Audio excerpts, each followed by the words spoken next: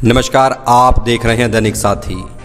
आज बात करेंगे दक्षिण हरियाणा में हुए एक राजनीतिक घटनाक्रम की। गुरुग्राम सांसद केंद्रीय राज्य मंत्री राव इंद्रजीत सिंह की वीटो पावर के चलते भाजपा से मायूस होकर आखिरकार कोसली से पूर्व विधायक पूर्व मंत्री जगदीश यादव बुधवार को दिल्ली में मुख्यमंत्री भूपेंद्र सिंह हुड्डा के नेतृत्व में कांग्रेस में शामिल हो गए। इन 2 दिनों के दौरान 2 बयान प्रमुखता से बाहर आए, जिसमें पूर्व मंत्री जगदीश यादव बीजेपी पर गंभीर आरोप लगाते हुए उसे यूज एंड थ्रो की पार्टी कहते हुए दिखाई दे रहे हैं। वहीं नसीहत देते हुए यहां तक कहा कि जुमले से बात नहीं बनती। हालांकि नेताओं की यह आम बात रही है, जब तक साथ रहते हैं भगवान कहते हुए नहीं थकते, अलग होते ही रावण बताने लग जाते हैं। ऐसे सवाल नेताओं की विश्वसनीयता पर भी है। वहीं दिल्ली में पार्टी ज्वाइनिंग कार्यक्रम के दौरान हुड्डा ने यह भी कहा कि जिसका हाथ पकड़ते हैं छोड़ते नहीं। अब यह देखना होगा कि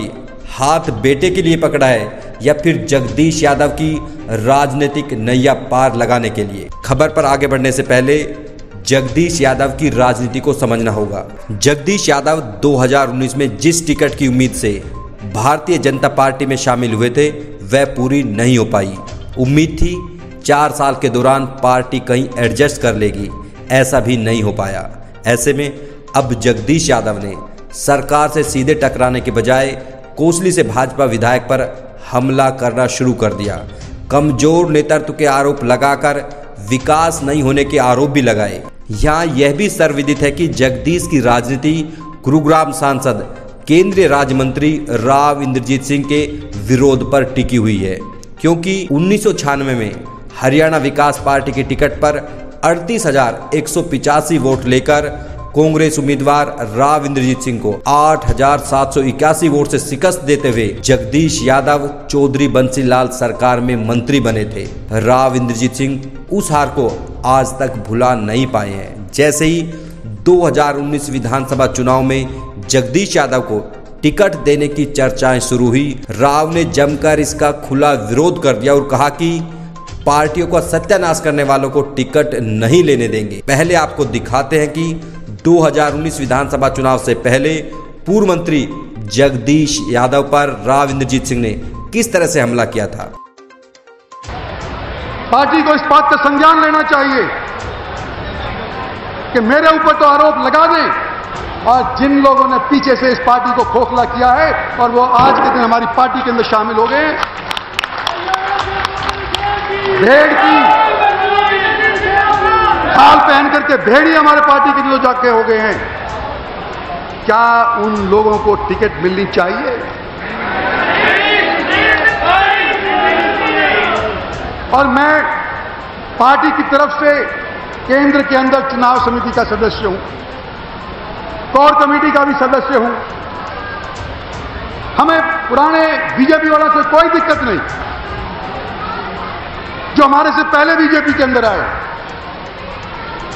जो हमारे साथ आए जब बीजेपी सत्तासीन नहीं थी, उनसे भी कोई दिक्कत नहीं, क्योंकि 5 साल हमने और पार्टी ने परखा है। कुछ नए आए हैं, उनसे भी हमारे को कोई दिक्कत नहीं। लेकिन जो लोग दूसरी पार्टियों का नाश करके हमारी पार्टी के अंदर आकर के हमारी दाल के अंदर पानी देने का काम करेंगे, उनके लिए भाई मेरी आवाज किसी सूरत में नहीं उठेगी। उनको टिकट देने के लिए मैं अपनी तरफ से पूरा प्रयास करूंगा, नहीं मिले।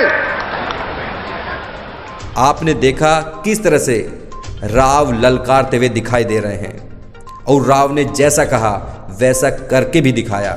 कोसली से राव समर्थक लक्ष्मण सिंह यादव टिकट लेकर विधायक बनने में कामयाब रहे। ऐसे में जगदीश को लगने लगा था कि राव के रहते भाजपा में दाल गलने वाली नहीं है। ऐसे में जगदीश यादव के बगावती सुर शुरू हो गए थे। वहीं जगदीश यादव के बगावती सुर देख मुख्यमंत्री मनोहर लाल ने बीते 3 अगस्त को रोहतक लोकसभा चुनाव की तैयारियों पर चर्चा के लिए कोसली से जिन 6 लोगों को बुलाया था, उनमें जगदीश यादव भी शामिल थे। लेकिन यादव ने कांग्रेस ज्वाइन कर वह जुमले से काम नहीं चलता जैसे गंभीर आरोप लगाकर सीधे भाजपा व सीएम को भी चुनौती देने का काम किया है।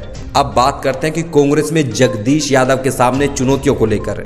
यहां पर यह भी जानना जरूरी है कि कांग्रेस में जगदीश के सामने क्या कोई चुनौती है या फिर तस्तरी में रखकर कांग्रेस की टिकट मिलने वाली है, जैसा कि जगदीश यादव मानकर चल रहे हैं। कोसली में असली लड़ाई एक बार फिर से जगदीश वर्सेस राव इंद्रजीत सिंह होने वाली है। बता दें कि भाजपा नेता गुरुग्राम सांसद राव इंद्रजीत के छोटे भाई कांग्रेस की टिकट पर कोसली से चुनाव लड़ते रहे। वहीं 2 बार राव यादवेंद्र विधायक भी रहे, लेकिन 2014 व 19 के विधानसभा चुनाव में राव समर्थक बीजेपी उम्मीदवारों से हार गए। ऐसे में जगदीश के सामने सबसे पहले पूर्व विधायक राव यादवेंद्र से टिकट की लड़ाई लड़ना एक बड़ी चुनौती है, जो कि आसान नहीं दिखाई दे रही। यदि टिकट मिल भी जाए, जैसा कि जगदीश यादव मानकर चल रहे हैं, उनकी लड़ाई आखिरकार रामपुरा हाउस से ही होनी है। हालांकि राव यादवेंद्र की टिकट कटने के पीछे उनकी कोसली में कम सक्रियता एक बड़ा कारण हो सकता है। सूत्रों की माने तो कांग्रेस की ओर से एक सर्वे कराया गया था, जिसमें कांग्रेस की कोसली से हार बताई गई। यहाँ पर राव यादवेंद्र या फिर कांग्रेस की हार से ज्यादा सीनियर हुड्डा को बेटे की हार का डर सता रहा था। कहीं बेटा दीपेंद्र इस बार भी रोहतक लोकसभा चुनाव में कोसली के रण में हार न जाए, यहीं से पूरे राजनीतिक खेल को समझना जरूरी है। ऐसे में पूर्व मंत्री जगदीश यादव को तत्काल ज्यादा खुश होने की जरूरत नहीं है, क्योंकि जगदीश हारे या जीते, इससे कहीं ज्यादा मायने पूर्व मुख्यमंत्री भूपेंद्र हुड्डा के लिए दीपेंद्र की जीत के हैं। हालांकि इस बात से कतई इनकार नहीं किया जा सकता कि कोसली में पूर्व मंत्री जगदीश यादव के पास अपना जनाधार है।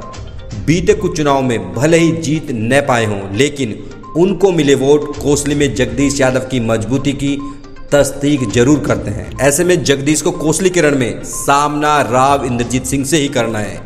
चर्चा यह भी चल रही है कि बीजेपी मध्य प्रदेश का प्रयोग हरियाणा में भी दोहरा सकती है और गुरुग्राम सांसद को कोसली विधानसभा से चुनावी रण में उतारा जा सकता है। ऐसा हुआ तो 28 साल बाद एक बार फिर से राव इंद्रजीत सिंह व जगदीश यादव आमने सामने हो सकते हैं। यदि राव सीधे तौर पर चुनावी मैदान में नहीं भी उतरते तो वे अपनी किसी समर्थक को जीत की दहलीज तक पहुंचाने में कोई कोर कसर छोड़ना नहीं चाहेंगे, क्योंकि मकसद जगदीश यादव को रोकना रहेगा। हालांकि एक पहलू और भी है। कोसली विधानसभा से मुख्यमंत्री मनोहर लाल के निजी सचिव अभिमन्यु राव व राव इंद्रजीत सिंह के निजी सचिव रवि यादव भी बीते 2 चुनाव से टिकट की आस लगाए बैठे हैं। हालांकि कोसली से राव समर्थक वर्तमान विधायक लक्ष्मण सिंह यादव की दावेदारी नेचुरल है।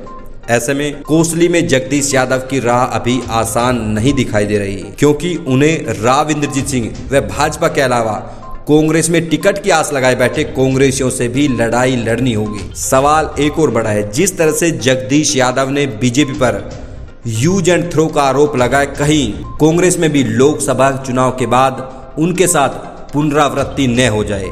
लेकिन कुछ भी हो, जिस तरह से पूर्व मंत्री जगदीश यादव के तेवर दिखाई दे रहे हैं, टिकट मिले या न मिले चुनाव जरूर लड़ सकते हैं। हालांकि राजनीति संभावनाओं का खेल है, परसेप्शन का खेल है। अभी करीब 1 साल चुनाव में बचा हुआ, ऐसे में समीकरण बदलते रहते हैं। लेकिन इतना जरूर है कि जिस तरह से जगदीश यादव बीजेपी छोड़कर कांग्रेस में गए हैं, कहीं ना कहीं दक्षिण हरियाणा की राजनीति का पारा जरूर चढ़ा हुआ है।